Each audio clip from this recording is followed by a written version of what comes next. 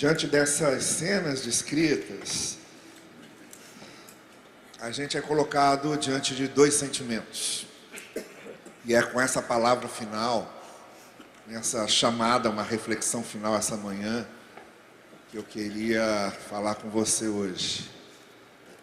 Essa certeza do amor, do sacrifício, da morte, da ressurreição de Cristo, o que é comemorado nesses dias, lançam sobre nós dois sentimentos dos quais não é bom que fujamos, porque precisamos deles, até para que eles deem o sentido e a razão da nossa existência. O primeiro sentimento é de conforto. O segundo sentimento é o de motivação.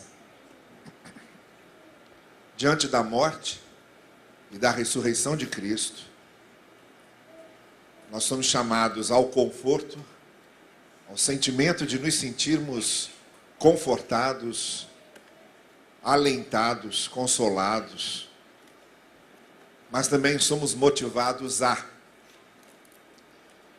E é sobre isso que eu queria falar.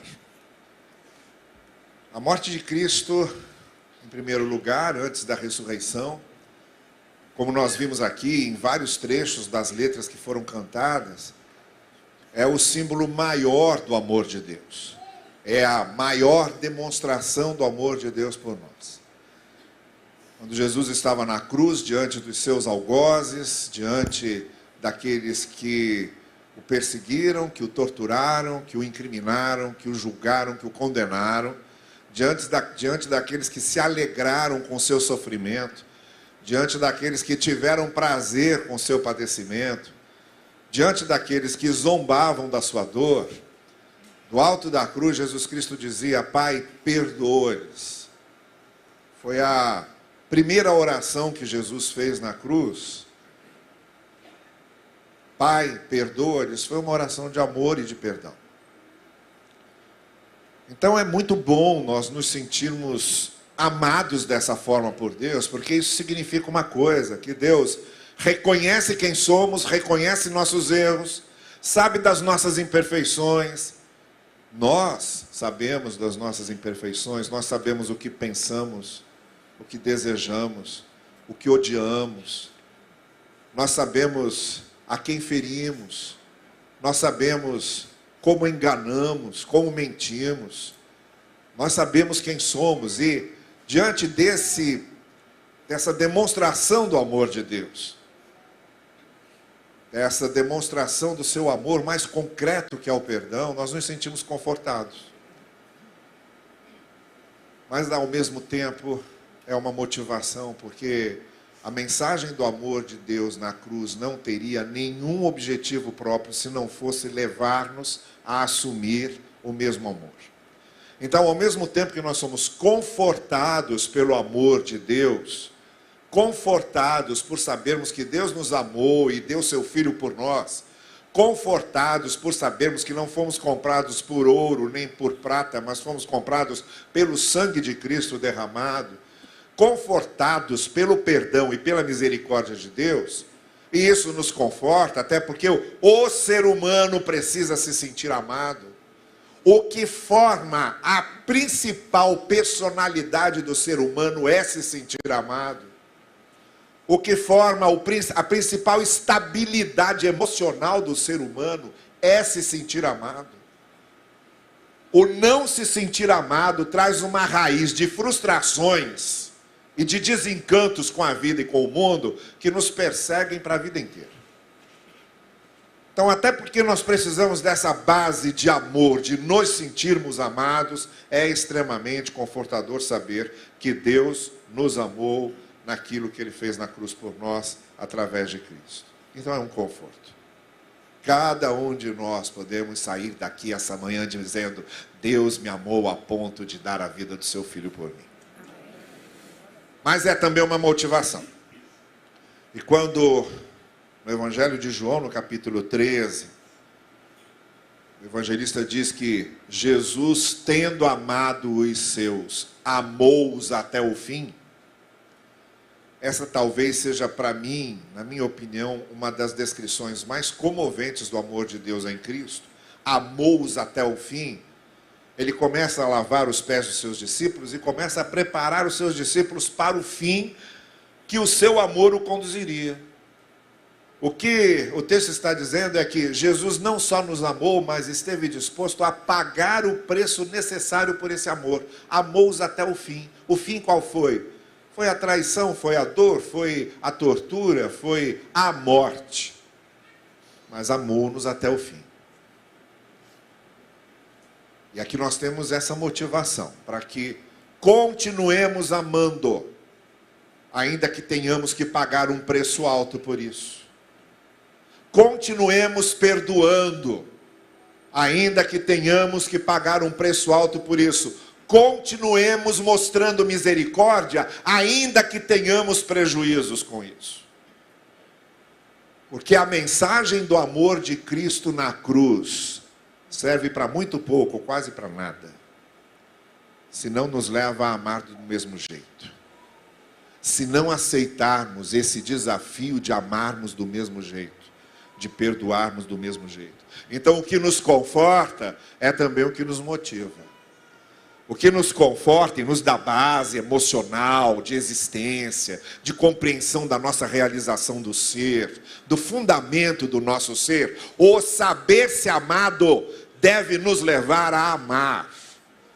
Sabermos que somos amados por Deus e que Jesus nos amou até o fim, até o último preço, até o último centavo que Ele precisou pagar para demonstrar esse amor, deve nos motivar não só a assumir esse amor, a agradecer por ele, mas a amar da mesma forma. O que eu estou dizendo é que de nada serve essa cerimônia em que estamos aqui, agradecendo o amor de Deus, se nós não estivermos dispostos a amar da mesma forma. Então é um conforto e é uma motivação. Mas a ressurreição também é um conforto e é uma motivação. Porque Jesus não só morreu, Ele também ressuscitou. Ele venceu a morte. Ele viveu para sempre. Ele veio, não veio para morrer, Ele veio para nos dar vida. E a sua ressurreição é a sua promessa de nos dar vida. Ele disse aos seus discípulos: eu vim para que vocês vivam. Jesus não veio trazer um código doutrinário, Jesus não fundou religião nenhuma, Jesus não fundou igreja nenhuma, Jesus não fundou nenhum movimento filosófico, Jesus não foi mestre de boa moral e de correntes moralistas. Jesus veio dar vida. Eu vim para que vocês tenham vida. E aí é que a gente vê o conforto e a gente vê a motivação da ressurreição. O conforto é o seguinte, é que a nossa grande frustração, a grande frustração de todos nós, é que nós morreremos. A vida aqui tem um fim. E isso nos frustra muito, porque o ser humano não quer viver muito, ele quer viver sempre. Então, por mais que saibamos que hoje o ser humano é capaz de viver até 80, 90 anos, alguns passando de 100, isso não basta, porque nós temos a fome de eternidade dentro da gente. Então nos frustra muito saber que a vida vai ter um fim.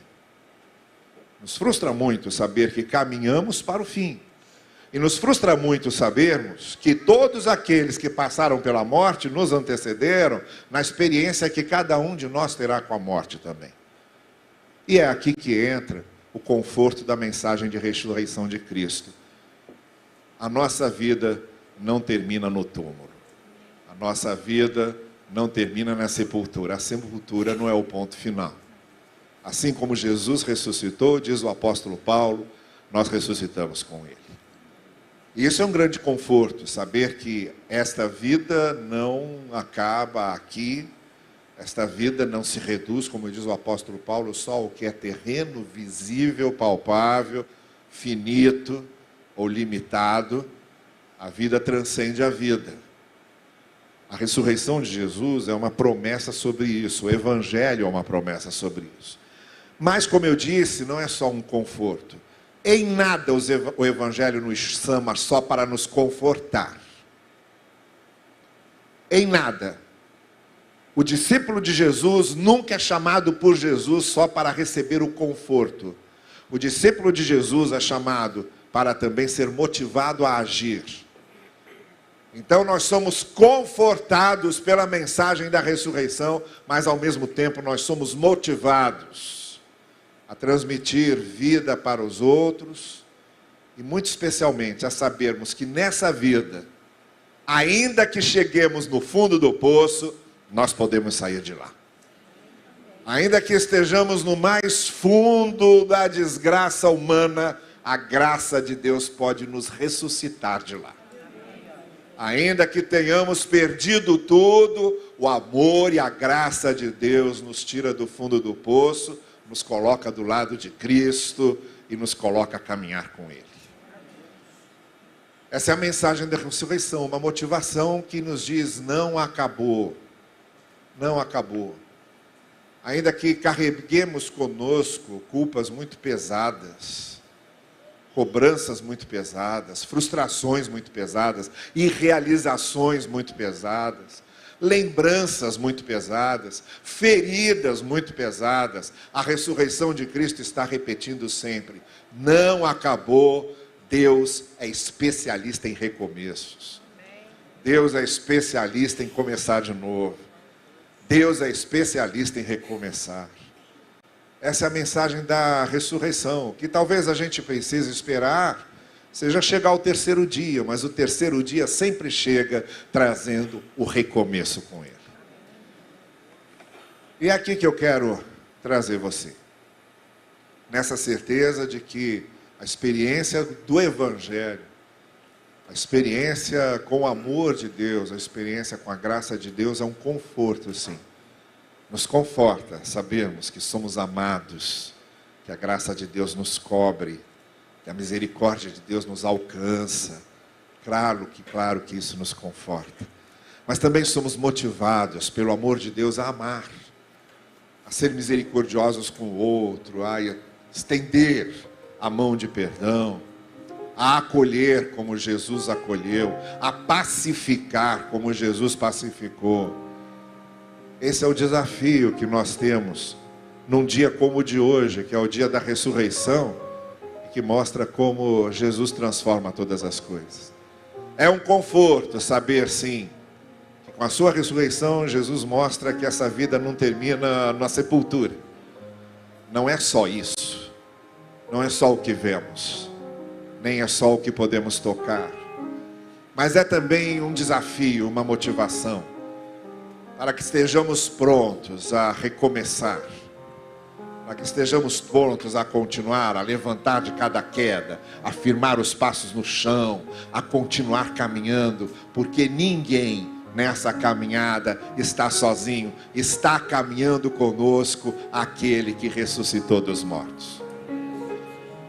Então eu queria encerrar essa manhã orando por você, nessa manhã da ressurreição. Você que nessa manhã está aqui comemorando com a gente a ressurreição e talvez esteja se sentindo exatamente assim.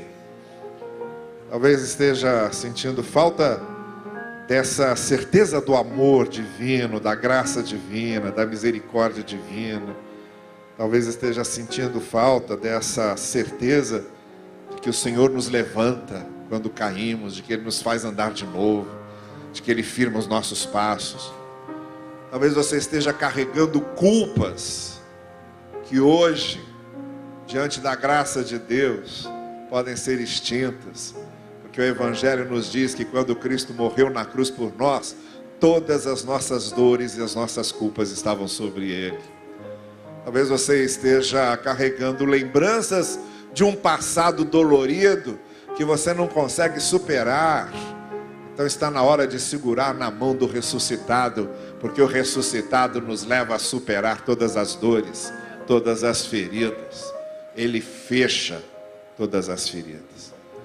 Então eu queria orar por você nessa manhã. Quero convidá-lo a fechar os seus olhos comigo e a falarmos com Deus. Se nessa manhã, de maneira especial, você traz no seu coração esse desejo de experimentar esse amor, essa graça de Deus, essa certeza da vida que Jesus Cristo trouxe, para que amanhã da ressurreição faça sentido, não seja só uma história que foi contada, não é só rito religioso a ser comemorado, não é só página da Bíblia que foi escrita, mas que faça sentido para você, sentido para a sua existência, que o amor e que a ressurreição de Cristo se realize na nossa vida hoje pela manhã. Se você está buscando isso, eu convido você a orar comigo. Fique em pé aí no seu lugar, se nessa manhã você quer ir comigo à presença de Deus e quer orar comigo e levarmos a Ele os nossos corações carregados, pesados, um fardo, e colocar nas mãos dele nosso fardo, nosso peso, receber dele a vida que ele nos traz.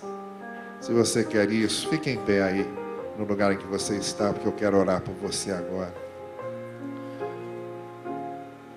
Senhor, não faria sentido nenhum nós cantarmos a ressurreição se nessa manhã nós não estivéssemos experimentando o poder e a força da ressurreição. E também não faria sentido nenhum cantarmos o teu amor por nós, amor que suportou a cruz e que do alto da cruz pediu perdão. Não há sentido nenhum em cantarmos isso se nós não estivermos agora desfrutando desse amor que transforma vidas. Por isso nós chegamos à tua presença nessa manhã da ressurreição, nessa manhã em que o ressuscitado nos trouxe vida, nessa manhã em que a vida se levantou acima da morte, nesta manhã em que a vida se impõe, nessa manhã em que a vida se manifesta e se revela da sua maneira mais profunda e abrangente, nessa manhã da vida, nós te pedimos, Senhor, ajuda-nos e faze-nos a participar do amor e da vida que temos em Cristo. Que esse amor e que essa vida em Cristo não só nos visite, mas habite em nós. Que esse amor e essa vida em Cristo não só habite em nós, mas transforme-nos. Que esse amor e que essa vida em Cristo não só nos transforme, mas nos leve a amar e a transformar outras vidas. Por isso, Senhor, não só te agradecemos e cantamos e louvamos, mas te pedimos, manifesta com todo o poder, com todo o alcance, com todo o brilho, com toda a força, o teu amor e a tua vida nos nossos corações. É o que nós pedimos, no precioso nome de Jesus. Amém. Amém. Vamos ficar todos em pé. Desejo uma boa Páscoa para quem está do seu lado. O que é que está planejado aqui? Vai cantar mais alguma coisa? Não?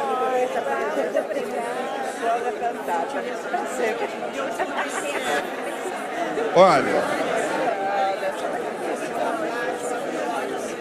boa Páscoa então para todos. Aqui, pessoal do coral aqui, boa Páscoa para vocês.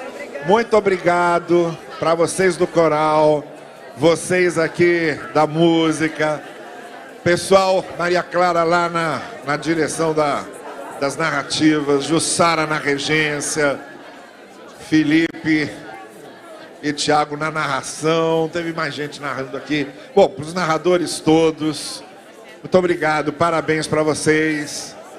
Eu vou impetrar a bênção final e logo depois nós vamos assentar, vamos ouvir ainda o pós-lúdio que a orquestra vai fazer. Também o Leandro vai reger aqui a orquestra no pós-lúdio. Depois que a orquestra terminar, aí a gente pode sair, tá bom? Me acompanhem aqui então, vamos orar. E agora que o amor de Deus, o nosso eterno Pai Celestial, a graça do Senhor Jesus Cristo, a esperança nossa e a presença do Santo Espírito de Deus sejam conosco hoje e todos os dias, até que estejamos com o ressuscitado para sempre.